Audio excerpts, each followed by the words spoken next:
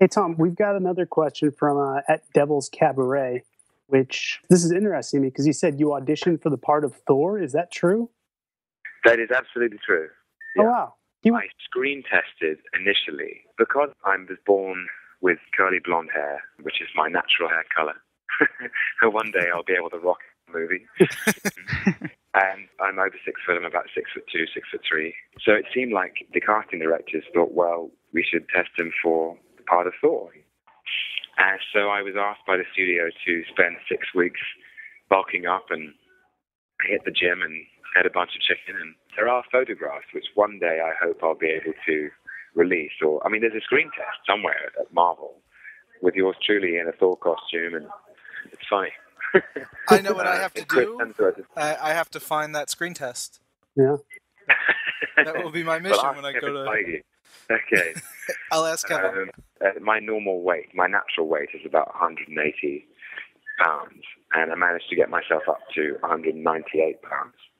You know, it was fun. It was really interesting to have a day in the red cape swinging the hammer, and then to go and play Loki was a really fascinating... I think it wasn't intentional. You know, I think they genuinely were interested in me for Thor, but I think something about the test, the audition itself, was that Kenneth Branagh and Kevin Feige and Craig Kyle, who was the producer of Thor, all agreed that Loki was somehow a better fit for the kind of things I was doing. And it's one of those things that an actor you can't be too aware of, and you really have to leave it in the lap of the gods and people can make these decisions. But they just felt that Loki was something that I would be better at, that it would interest me more, that the character would be more interesting with all of his psychological complexity and that kind of thing. And I have to say, you know, I can say all this because I do think that Chris Hemsworth is absolutely definitive, and I now look at what he's done across both films and am in awe of it, really. I have such great admiration for him as an actor and as a friend,